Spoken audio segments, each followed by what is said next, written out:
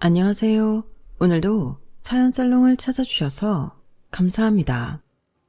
5년간의 결혼 생활을 마치고 이혼 2년 차에 들어선 30대 여성입니다. 인생에는 3번의 기회가 있다고 하잖아요. 하지만 준비가 되지 않은 사람은 그 기회를 놓치기 마련이고, 준비된 사람만 그 기회를 바탕으로 성공을 이루게 되는 것 같아요. 불과 몇 년 전까지만 해도 제 친정 부모님은 성공과는 먼 삶을 살아오셨어요. 가진 거 없이 맨손으로 시작해 가정을 이루고 어떻게든 자식들을 먹여 살리려고 갖은 노력을 했지만 살림은 나아지지 않았거든요. 자식으로서 곁에서 지켜보면서 안타까울 때가 한두 번이 아니었어요.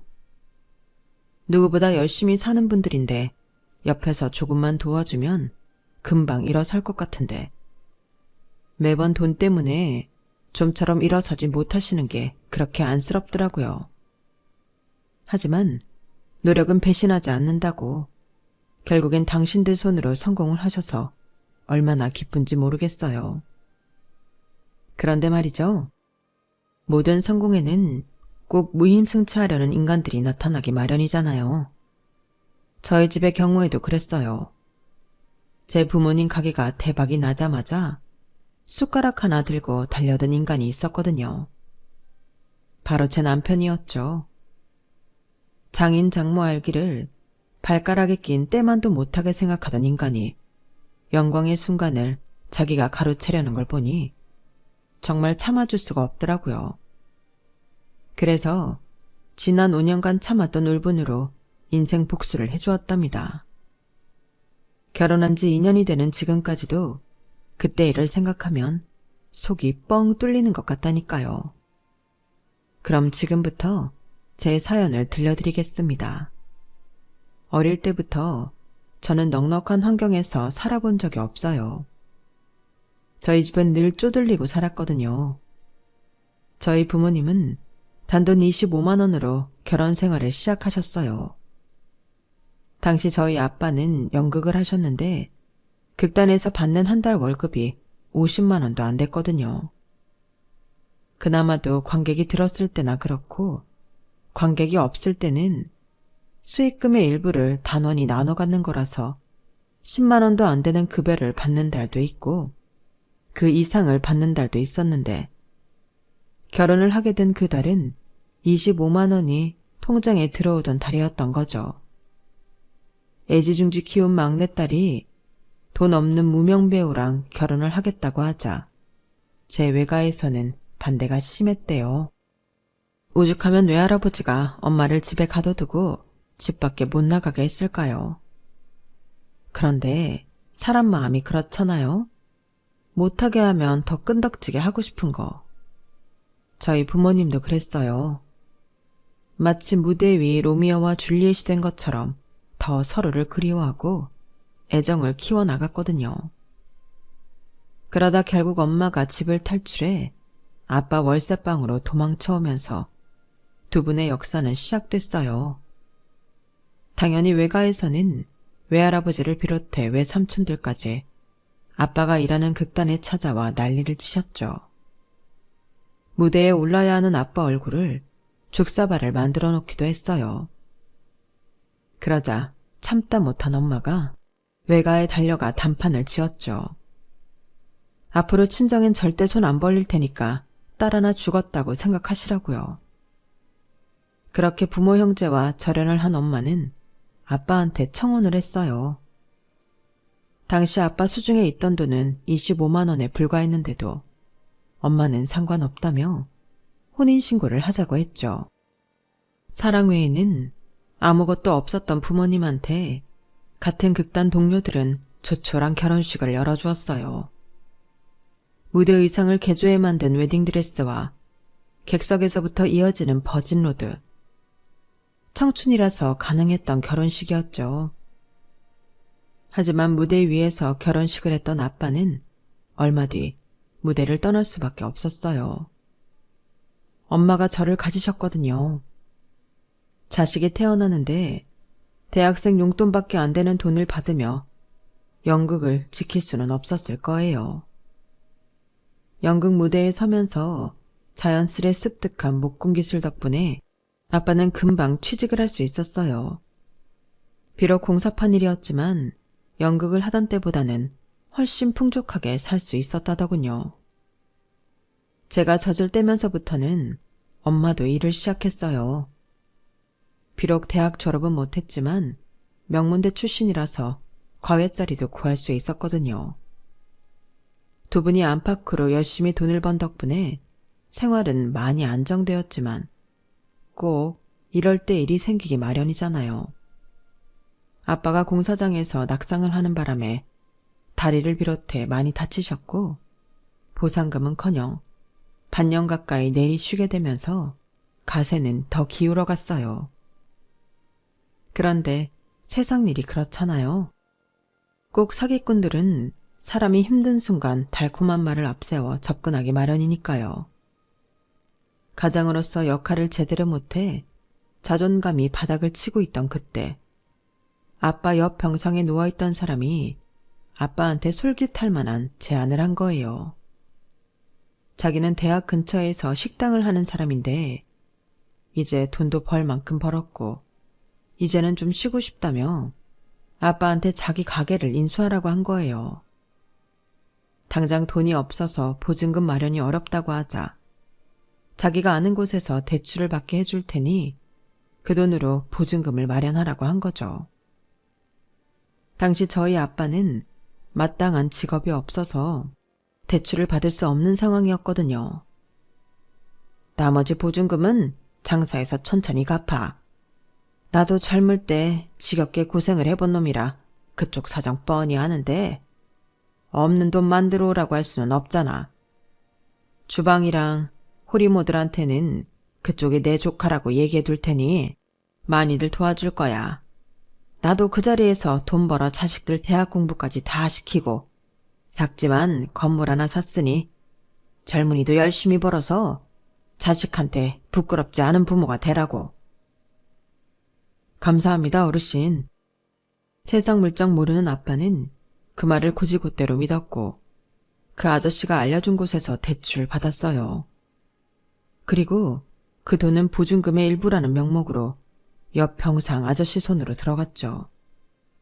하지만 들뜬 마음으로 가게에 출근한 아빠는 청천벽력 같은 소리를 들었어요. 가게 주인이라던 사람이 알고 보니 가게와는 전혀 무관한 사람이었던 거죠. 그쪽도 그 인간한테 사기당했어요? 아휴, 이번 주만 벌써 몇 번째야. 그 인간 자기가 우리 가게 인수하겠다고 툭 하면 가게에 사람 끌고 찾아와서 주방이며 창고며 여기저기 들쑤시고 간 사람이에요.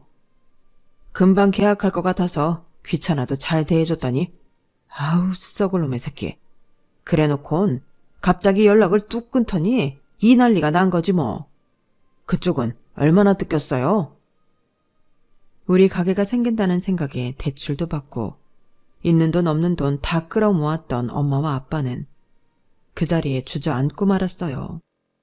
그게 저희 부모님이 당한 첫 번째 사기였어요. 상황이 어떻든 대부 업체에서 빌린 돈을 갚아야 했던 아빠는 닥치는 대로 일을 해댔어요. 사금융권에서 한 대출이라서 이자가 어마어마했거든요. 잠자는 시간 외에는 일만 했다고 보면 될 정도로 아빠는 죽어라 일을 했고 3년을 꼬박 벌어서 그 돈을 갚았어요. 마지막 원금과 이자를 갚으러 갔더니 대부업체 사장이 그러더래요. 지금까지 이 짧은 기간 동안 이자의 원금까지 다 갚은 사람은 저희 아빠가 처음이라고요. 그러면서 앞으로도 지금처럼 열심히 살라고 아빠를 유명한 대박집에 연결해 주었어요. 그 식당에서 아빠는 7년 동안 일을 배우며 돈을 모았어요. 그러는 사이 저는 초등학생이 되었고 엄마는 마트에서 파트타임으로 일을 하셨어요. 아직은 제가 어려서 집에 혼자 둘 수 없었거든요.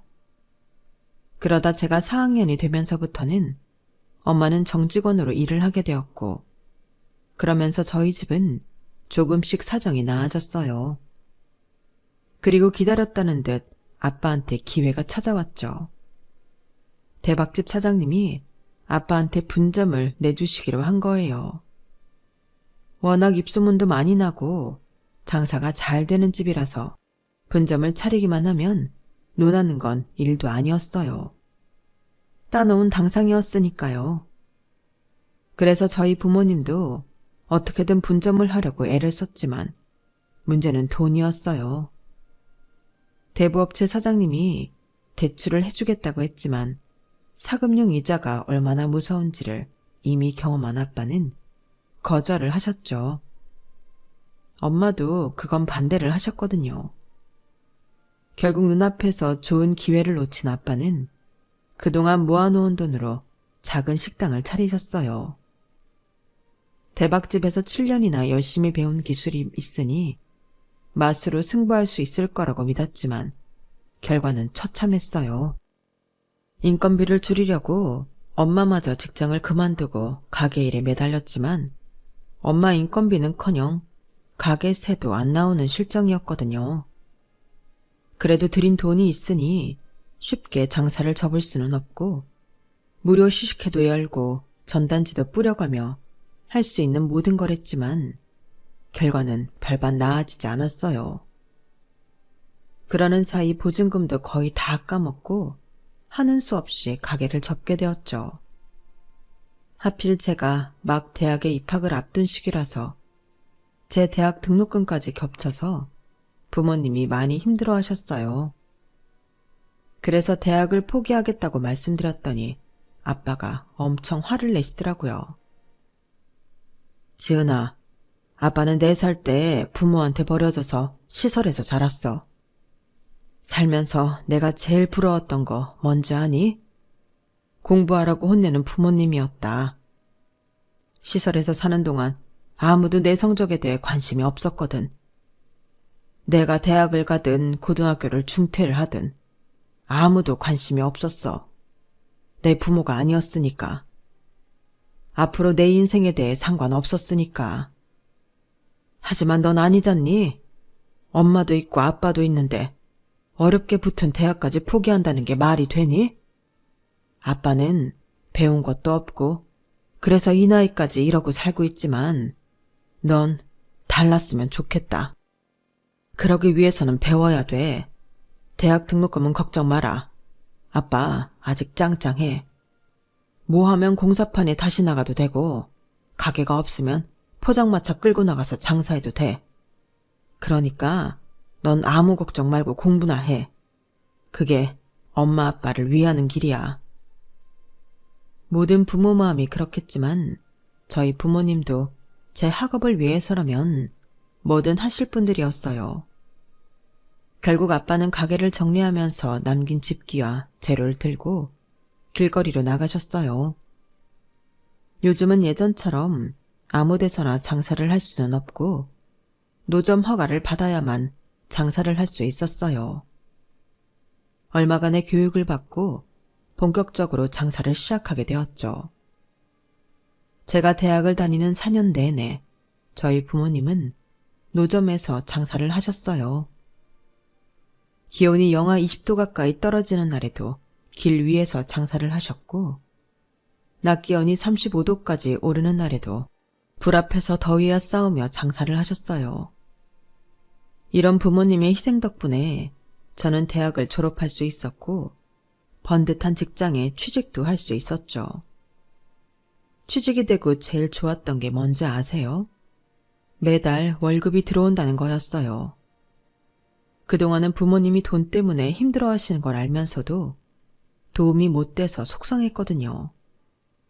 학생인 저로서는 장학금을 따거나 아르바이트로 용돈벌이 정도 하는 게 다였으니까요. 하지만 이제는 당당히 제 손으로 돈을 벌 수 있고 가사에 보탬이 될 수 있으니 얼마나 좋아요. 물론 회사 생활은 정말 힘들었지만요. 직장 생활을 하면서 동기랑 선후배들이 월급으로 해외여행을 가고 명품 백을 사들 때 저는 열심히 적금을 들었어요. 길 위에서 장사하시는 부모님께 번듯한 가게를 얻어드리고 싶었거든요.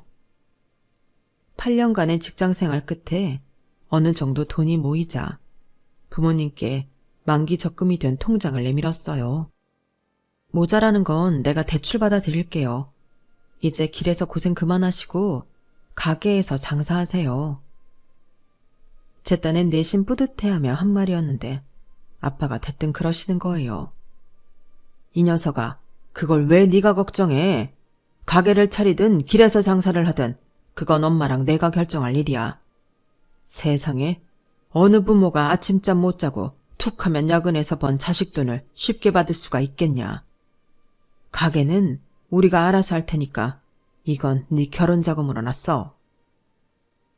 끝내 아빠는 제 돈을 받지 않으셨어요. 그 바람에 오로지 부모님 가게 차려드릴 생각으로 8년 동안 죽어라 돈을 모았던 저는 한동안 허탈한 마음이 가시지 않더라고요. 돈을 모을 줄만 알았지 써본 적이 없던 저는 그 많은 돈을 그저 은행에 넣어두고 있었어요. 그런데 선배 하나가 하루는 그러는 거예요. 어머 미쳤어. 그걸 은행에 뭐하러 넣어둬. 이제도 얼마 안 되는데. 이참에 지은 씨도 투자를 좀 해봐. 요즘 코인이나 주식으로 돈 버는 사람 많잖아. 남들은 투자할 돈이 없어서 못하는데 손에 돈을 쥐고도 안 하면 바보지. 내가 잘 아는 투자자가 하나 있는데 소개해 줄게. 아니요, 됐어요. 저는 그런 거에 관심도 없고 잘할 자신도 없어요. 잘못해서 힘들게 번 돈 날리느니 그냥 은행에 넣어둘래요. 지은 씨, 내가 꼭 투자를 하라고 그 사람을 소개해 준 건 아니야. 자기도 이제 나이가 꽤 찼는데 슬슬 연애도 하고 결혼 생각도 해야 할 거 아냐. 나도 지은 씨랑 비슷하고 능력도 있는 사람이야. 한번 만나보기나 해. 선배는 싫다는 저를 끝내 미팅 자리까지 내보냈어요. 상대 남자는 한눈에 봐도 자신감의 참모습이었어요. 인물이 좋은 것도 아니고 키가 큰 것도 아닌데 당당한 걸음걸이와 확신에 찬 말투가 꽤 신뢰감을 주는 사람이더라고요. 하지만 이성으로서 관심이 가는 타입은 아니어서 첫 만남 이후 연락은 하지 않았어요. 그랬더니 얼마 뒤 저희 회사로 찾아왔더라고요. 말로는 퇴근길에 회사 앞을 지나다가 들렀다고 하는데 딱 보면 모르나요? 일부러 온 게 분명했죠. 딱히 반갑거나 하지는 않았지만 그래도 저희 회사까지 와준 성의가 고마워서 제가 저녁을 사겠다고 했어요. 그런데 이 사람이 저를 꽤나 비싸 보이는 이태리 레스토랑으로 데려가지 뭐예요. 그런 데는 한 번도 가본 적이 없는 터라 메뉴판을 받아든 순간부터 머리가 아찔해졌어요. 그런데 제가 걱정할 겨를도 없이 자기가 알아서 주문을 해주더라고요. 그리고는 차에 두고 온 게 있다며 잠깐 밖으로 나갔어요. 기다리는 동안 저는 좀 전에 주문한 음식값을 계산해 보기로 했어요. 아무래도 제가 대접을 하기로 했는데 이런 식당은 얼마나 나올지 가늠이 안 됐거든요. 웨이터를 불러 메뉴판을 다시 받아 가격을 봤는데 세상에 1인 코스 금액이 27만 원이지 뭐예요. 거기다 서비스 요금 및 부가세는 별도였고요. 순간 눈탱이 맞았다는 생각에 기분이 확 나빠졌어요. 그런데 그때 마침 남자가 테이블로 돌아온 거예요. 그리고는 제 앞에 커다란 쇼핑백을 내밀더군요. 해외 출장 갔다가 하나 샀어요. 지은 씨한테 잘 어울릴 것 같아서요. 별거 아니니까 받아주세요. 평소 같으면 끝까지 사양하고 안 받았을 텐데 생각지도 않게 저녁값으로 50만 원이 넘는 돈을 쓰게 된 참이라 당당하게 받았어요. 이거라도 받고 오늘 날린 밥값을 챙겨야겠다 싶었죠. 코스 요리는 에피타이저부터 디저트까지 뭐 하나 빠질 것 없이 맛있었어요. 돈 있는 사람들은 이런 밥을 먹는구나 생각하니 평생 외식도 제대로 못하고 살아온 부모님 생각이 나더라고요. 언제 날 잡아서 여기에 부모님을 모시고 와야겠다 생각했죠. 그렇게 저녁을 잘 먹고 계산을 하려는데 이미 계산이 됐다는 거예요. 알고 보니 잠깐 밖에 나갔다 오면서 남자가 미리 계산을 해둔 거였죠. 순간 제 손에 들린 쇼핑백이 부담스럽게 느껴졌어요. 이럴 줄 알았으면 끝까지 안 받겠다고 하는 건데 이제 와서 당신이 밥값 냈으니 이건 안 받겠다고 할 수도 없고 난감했죠. 그래서 다음엔 내가 식사 대접을 하겠다고 했어요. 그랬더니 대뜸 휴대폰을 꺼내더니 그러는 거예요. 다음이면 정확히 언제죠? 혹시라도 지은 씨 마음이 바뀔지 모르니까 이 자리에서 정해요. 언제가 편하세요? 솔직히 반은 진심, 반은 빈말이었는데 이렇게 집요하게 따지고 들어오니 날짜를 정하지 않을 수가 없었어요. 그래서 다음 주 금요일 저녁을 같이 하기로 했죠. 집에 돌아와 쇼핑백을 열어보니 백이더라고요. 사이즈도 들고 다니기에 적당하고 바느질도 탄탄한 것 같아서 마음에 들었어요. 무엇보다 가방이 가죽인 것 같더라고요. 그동안 직장 생활을 하면서 입사할 때 샀던 가방 하나로 지금껏 버티고 있었는데 잘 됐다 싶었죠. 안 그래도 가방을 하나 새로 살까 했었거든요. 그때까지만 해도 질 좋은 가죽 가방을 하나 얻었다 생각하고 말았는데 이게 그냥 가방이 아니더라고요. 다음날 남자가 사준 가방을 들고 출근을 했더니 여직원들이 달려와 제 가방을 보고 감탄을 하는 거예요. 선배, 이거 어디서 샀어요? 아직 우리나라에 안 들어왔을 텐데. 야, 지은 씨 돈 많이 벌었나 보네. 이 비싼 걸 어떻게 살 생각을 다 했대? 다른 사람도 아니고 구두쇠 지은 씨가 말이야. 다들 왜 그래요? 이 가방이 좋은 거예요? 제 말에 저를 둘러싸고 있던 여직원들이 눈을 휘둥그레 뜨곤 인상을 팍 썼어요. 지은 씨, 지금 몰라서 묻는 거야? 이거 명품이잖아. 그것도 아무나 못 사는 에르메스. 설마 모르고 산 거야? 못해도 2천 가까이 줬을 것 같은데. 네? 2천이요? 아니 무슨 가방이 그렇게 비싸요? 난 그저 출장 갔다가 샀다고 주길래 받았는데. 그 말에 여직원들 사이에선 난리가 났어요. 도대체 어떤 남자길래 출장 선물로 그 비싼 백을 사주냐고 말이죠. 모르면 모를까 백 가격을 알게 된 저는 그날 집에 돌아가자마자 백을 받았을 때 그대로 포장해서 쇼핑백에 담아뒀어요. 금요일에 돌려줄 생각으로요. 그런데 금요일 오전에 남자한테 전화가 와서는 회사에 일이 생겨서 오늘 약속을 못 지킬 것 같다고 다음에 다시 연락하겠다고 하더라고요. 그 전화를 끝으로 한 달이 넘도록 남자는 연락이 없었어요. 전에는 하루에도 몇 번씩 문자도 보내고 전화도 하던 사람이 말이죠. 그런데 참 이상하죠. 옆에서 귀찮을 정도로 말을 걸던 사람이 하루아침에 연락이 없어지니까 왠지 초조해지는 거예요.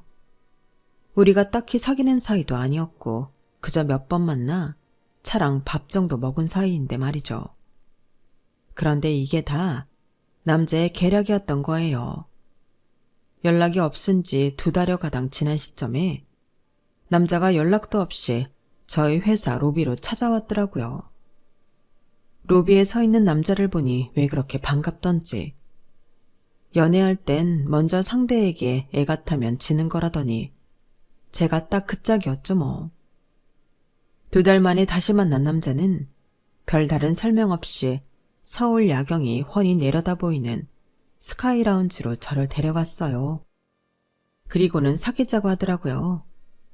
이미 지난 2달 동안 남자에 대한 마음이 커졌던 저는 마다할 이유가 없었죠. 그렇게 남자와 연애를 하는 동안 저는 정말 많은 선물을 받았어요. 옷, 백, 구두, 반지랑 목걸이는 수도 없이 받았죠. 당시엔 제가 명품에 대해 너무 몰라서 그냥 받았는데 이것들도 다 명품이었더라고요. 그것도 엄마 덕분에 알게 되었어요. 지은아, 너 요즘 씀씀이가 너무 커진 거 아니니? 네 방에 명품 백이며 화장품, 액세서리들이 왜 그렇게 많아? 한두 푼 하는 것들도 아니던데. 엄마, 그거 비싼 거야? 난 선물 받은 거라서 가격은 몰랐지. 얘는 아무리 몰라도 그렇지. 딱 보면 모르니? 네 손목에 찬 그 시계만 해도 1,000만 원이 넘는 건데 도대체 누구야? 누군데 너한테 이런 비싼 물건들을 사준 거냐고. 세상엔 공짜는 없는 법이야. 그 비싼 걸 너한테 줬을 때는 그만한 이유가 있는 거라고. 정신이 멀쩡한 사람이라면 그 비싼 걸로 여자 꼬시지 않는다고. 엄마, 정훈 씨 이상한 사람 아니야. 투자회사에 다니는데 워낙 성과를 잘 내서 연봉도 높고 자기 자산으로 투자해서 돈도 많이 벌고 그래. 나한테 다른 의도로 선물하는 거 아니니까 걱정 마세요. 다 지난 일이지만 그때 엄마 말을 들었어야 했어요. 세상에 공짜는 없다는 그 말은 만고 진리였으니까요. 이후에도 남자친구는 제가 만원버스에 시달리며 출퇴근하는 게 안쓰럽다고 작은 차를 뽑아주었어요. 말이 작은 차지 그 역시 수입차로 가격이 어마어마한 거였죠. 솔직히 매번 명품에 비싼 선물들을 받다 보니 당시엔 물건의 가치에 대한 가늠이 되지 않았어요. 선물도 처음에야 부담을 느꼈지 매번 비싼 선물을 받아버릇하다 보니 언젠가부터는 부담이 아니라 기쁨으로 변하더군요. 그동안 사회생활을 하면서 하도 돈을 안 쓰고 살아서 구두쇠란 별명으로 불리던 저는 하루아침에 신데렐라가 되어 모든 여직원들의 부러움을 사게 됐고 그게 싫지만은 않았어요. 어릴 때부터 내가 누군가를 부러워한 적은 있어도 제가 부러움의 대상이 된 적은 없었으니까요. 그렇게 단꿈에 빠져있던 저는 그 남자와 결혼을 하게 되었고 유명 호텔에서 남부럽지 않은 성대한 식을 올렸어요. 하지만 그렇게 시작된 결혼은 얼마 지나지 않아 지옥으로 변해버렸죠. 제 남편이 돈을 잘 벌고 잘 쓰는 건 사실이지만 남편 씀씀이와 달리 저희 시댁은 형편이 그리 좋지 않았어요. 말 그대로 제 남편은 개천에서 난 용이었거든요. 대학 시절 때까지만 해도 학비를 못 내서 몇 번이나 휴학을 하면서 고학생으로 살았고 취직을 한 후에 운 좋게 큰 성과를 내면서 조금씩 돈을 만지게 된 경우였어요.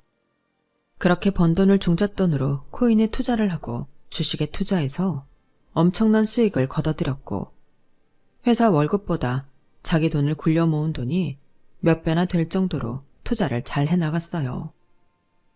그 덕에 30즈음엔 자산이 50억이 넘게 불어났고 그 돈으로 여기저기 투자를 하기 시작했죠. 매달 들어오는 수익금만 해도 억대가 넘었으니 돈이 무서운 줄 모르고 물건을 살 때 돈이 아까운 줄도 모르게 되었어요. 하지만 그렇게 벌면서도 자기 부모를 챙길 줄은 몰랐죠. 솔직히 우리 부모가 나한테 해준 게 뭐 있어. 내가 자라면서 지질이 가난한 집구석에서 태어난 채로 얼마나 남들 눈치를 보고 살았는지 알아? 내가 2번이나 등록금 못 내서 휴학할 때 아버지가 뭐라고 했는지 알아? 송충이는 솔잎을 먹고 사는 거라고 나보고 대도 않는 대학 때려치우고 공장에 취직해서 돈이나 벌라더라. 그게 부모가 할 소리냐? 자식한테 해준 게 없으면 부모도 자식한테 바라면 안 되지. 남편은 시부모님께 쌓인 게 많았는지 좀처럼 시댁에 돈을 쓰려 하지 않았어요. 명절에도 바쁘다는 핑계로 저만 혼자 시댁에 보내거나 할 뿐 시부모님께 용돈 한 번 보내드린 적이 없었죠. 보다 못한 제가 남편 대신 시부모님 용돈을 챙기고 명절이며 생신 등을 챙겼어요. 자기 부모한테도 그러는 사람이 장인 장모한테 잘할 리가 없었죠. 그래도 내 남편인데 부모님한테 잘 보이고 싶은 마음에 저는 남편이 보내준 걸로 하고 용돈이며 선물들을 사보내곤 했어요. 사실 얼마 안 되는 용돈과 선물을 보내면서도 남편 눈치가 보이기는 하더라고요. 아무래도 제 돈이 아니었으니까요. 결혼을 하면서 퇴사를 했기 때문에 저는 남편이 주는 생활비로 가게를 꾸려나갔거든요. 자의에 의한 퇴사는 아니었고 회사 내에서 명예퇴직자 명단에 제가 들어가는 바람에 고민하던 차에 남편이 결혼 후에는 살림만 해줬으면 한다고 해서 못 이기는 척 퇴사를 해버린 거였죠. 결혼 후에도 남편 씀씀이는 줄어들지 않았고 그래도 매달 주는 생활비 액수가 상당했기 때문에 저도 딱히 불만은 없었어요. 그 일이 있기 전까지는요. 하루는 남편과 함께 부부 동반 모임에 나가게 되었는데 평소 자주 보던 사람들이 아니라서 저는 여자들 틈에서 겉돌고 있었어요. 남편 대학 동기들 모임에는 몇 번 나가봤지만 사회에서 만난 사람들 간의 사모임에는 처음이었거든요. 그 모임은 투자를 직업으로 하는 사람들과 그들에게 투자를 맡긴 사람들이 모여 만든 모임이었는데 그 안에서 제 남편은 꽤 유능한 금융맨이자 화끈한 투자자로 알려져 있었어요. 그래서인지 대학 동기들 모임에서보다 남편 목소리가 더 커지더라고요. 그런데 한참 사업 투자 얘기를 하던 남편이 뜬금없이 제 친정 얘기를 꺼낸 거예요. 부모복 없는 놈은 처가복도 없나 봐요. 어떻게 된 게 사방이 내 돈 빼먹으려는 인간들밖에 없어요. 장인 장모마저도 거머리 같은 사람들 만나서 매달 돈을 쪽쪽 빨린다니까요. 아휴, 이놈의 인생 역 같아서 정말. 남편의 말에 사람들은 제 눈치를 살폈어요. 방금 전까지 제게 웃는 얼굴로 대하던 사람들은 어색한 눈빛으로 저를 바라보기 시작했고 급기야 몇몇은 괜찮느냐고 남편분이 좀 취하신 것 같다며 위로 아닌 위로까지 하더군요. 그날 대리기사를 불러 집에 돌아오는데 남편이 차 안에서 그러는 거예요. 야, 인상 풀어.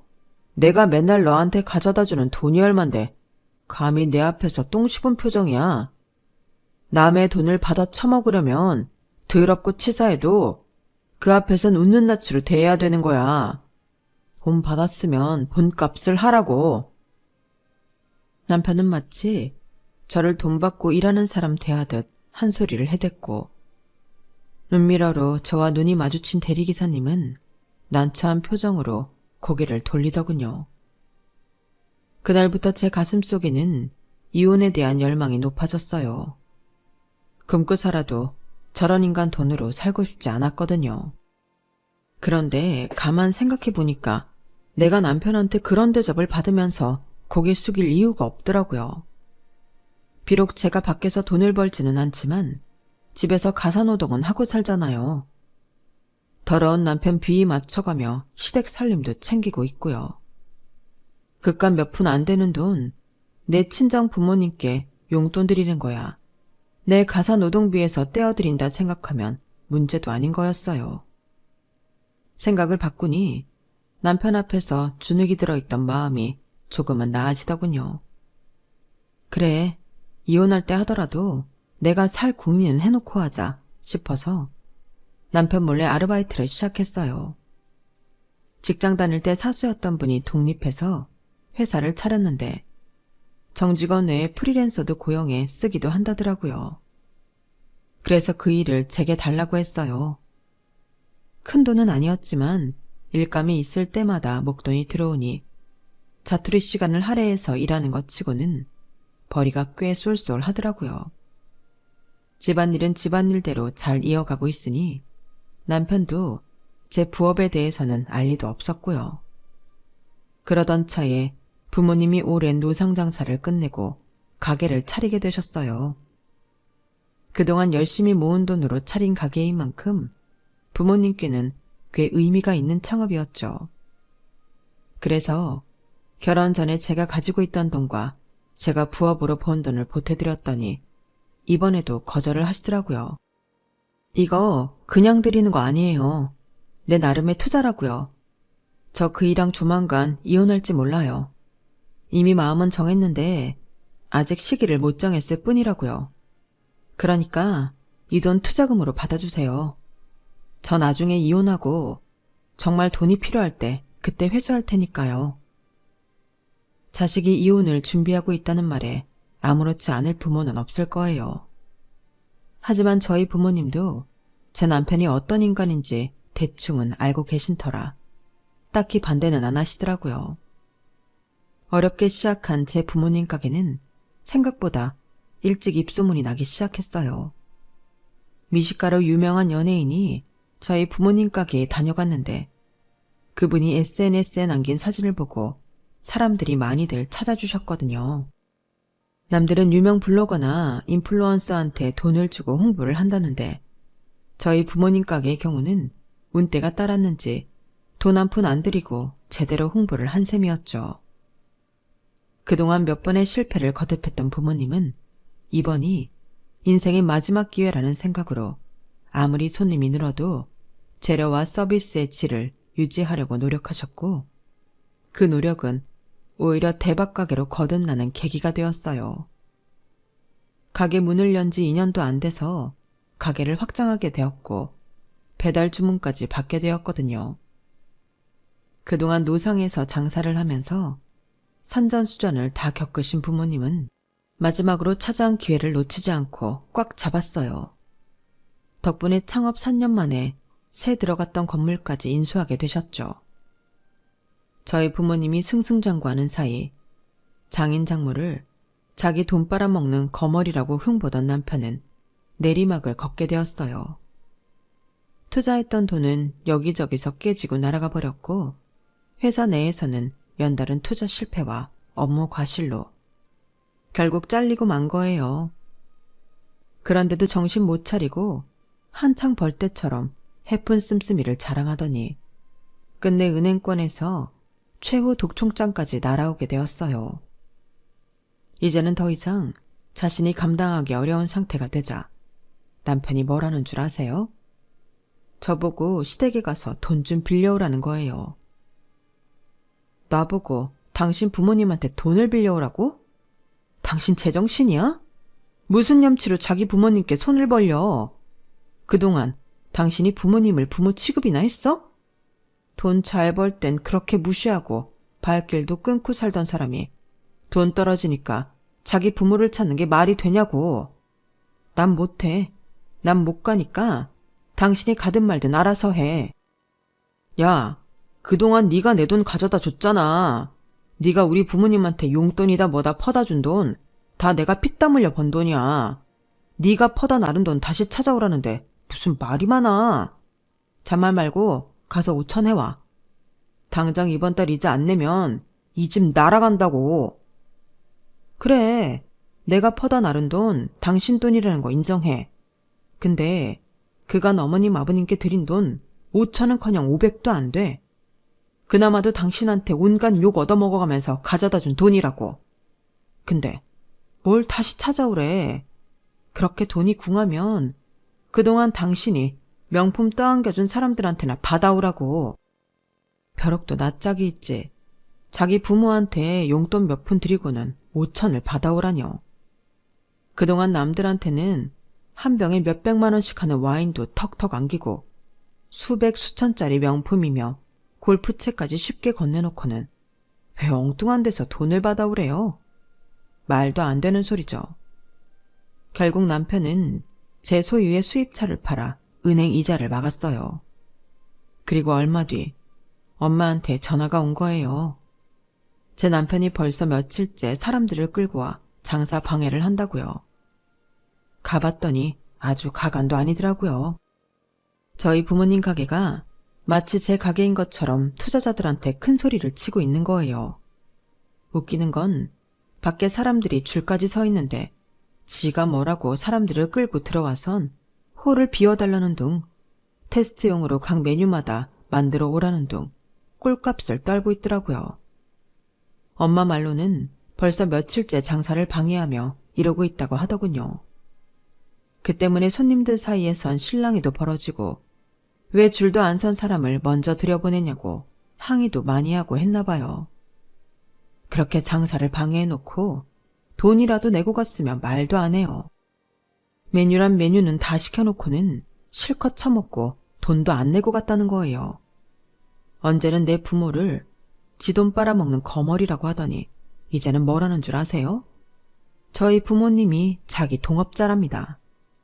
이 가게가 자기가 투자해서 차린 거라고 거짓말까지 하는데, 와, 정말 철판으로 얼굴을 두른 철면피가 따로 없더라고요. 한창 거품을 물어가며 투자자들 앞에서 일장 연설을 하던 남편은 저를 보자 반갑게 손까지 흔들더라고요. 그 모습을 보니 이때다 싶었어요. 저 인간이 나를 필요로 하는 이 순간이야말로 제대로 복수할 수 있는 기회다 싶었죠. 그래서 경찰에 신고했어요. 무전 취식자 좀 잡아가라고요. 잠시 뒤 신고를 받고 경찰관 2명이 식당으로 들어왔길래 지난 며칠간 남편이 사람을 끌고 와 무전 취식을 한 내역서랑 CCTV 동영상을 증거로 제출했어요. 그리고 남편은 그 자리에서 경찰 손에 끌려가고 말았죠. 파출소에 끌려간 남편은 거기서도 고래고래 소리를 치며 내가 누군 줄 아냐는 둥, 내가 자산이 얼만지 아냐는 둥, 이제는 있지도 않은 돈을 자랑하며 큰 소리를 쳐댔어요. 참고인으로 출석한 저는 그간 정황을 설명했고 경찰은 가족 간의 일이니 집안에서 처리하라는 말을 하더라고요. 가족이요? 저 사람한테 제 부모님은 가족이 아니에요. 남들 앞에서 지 돈 빼먹는 거머리라고 하는 놈인데 무슨 가족이에요. 그리고 저 사람은 제 부모 가게랑 아무런 관련 없는 사람이에요. 그런데 거기서 투자자들을 상대로 자기 멋대로 제 부모님 가게를 두고 프랜차이즈 사업을 할 거란 둥 사기를 치는데 어떻게 가만히 보고만 있겠어요? 피해자가 나올 게 뻔한데. 이래도 가족 일이라고 집에서 해결하라고 하실 건가요? 피해자가 나와야 그때서야 수사에 착수하실 거냐고요. 저 사람은 잠재적 사기꾼이라고요. 남편을 따라와 파출소에 와 있던 투자자들은 제 말에 두 눈이 커졌어요. 그러고는 남편한테 어떻게 된 일이냐고 따져댔죠. 당연히 남편은 그 유들유들한 혓바닥으로 거짓말을 쏟아냈고 결국 저희 아빠가 파출소까지 찾아와 자기는 분점을 낼 생각이 없고 사위와는 그 일로 단 한 번도 상의한 적 없으며 창업해서 지금까지 남편 자금은 단 한 푼도 받은 적이 없다고 설명하셨어요. 그제야 투자자들은 제 남편을 사기로 고소하겠다고 하더군요. 그날 그 자리에 있던 사람들 외에도 남편한테 속아 프랜차이즈 사업에 투자를 하기로 했던 사람들까지 소송에 참여하면서 남편은 법정에 서게 되었어요. 그 사이 저는 남편한테 이혼 소송을 제기했고 여러 건의 재판으로 정신이 없던 남편은 의외로 손쉽게 이혼 서류에 사인을 해주더군요. 그렇게 저는 남편과 이혼을 하게 됐고 현재는 재취업에 성공해 직장인으로 살고 있어요. 제가 남편과 살았던 5년은 어쩌면 물질에 눈이 어두워 멍청한 선택을 한 제 잘못 때문인지도 모르겠어요. 돈이라는 게 한순간에 사람 눈을 멀게 할 수 있다는 걸 그때는 몰랐거든요. 하루하루 내 손으로 땀 흘리며 일하며 번 돈이야말로 진정한 결실인데 말이죠. 남편은 저와 이혼 이후에도 여러 건의 소송으로 현재 수감 생활을 하고 있다고 하더군요. 가족도 나 몰라라 하고 돈 외엔 아무것도 보지 못하던 남편은 결국 가족들한테 버림받고 곁에 아무도 없이 외롭게 살게 된 거죠. 세상엔 공짜가 없다는 엄마의 말을 이제야 가슴 깊이 새기게 된 저는 앞으로 내 힘으로 떳떳하게 살아갈 생각입니다. 남의 돈으로 이룬 성공은 내 자신을 병들게 할 뿐이니까요. 지금까지 제 사연을 들어주셔서 감사합니다. 항상 기쁜 날 되시고 행복하세요. 여러분, 사연 댓글에 응원과 현명한 조언 부탁드려요. 좋아요와 구독은 저에게 큰 힘이 됩니다. 오늘도 좋은 일 가득하세요.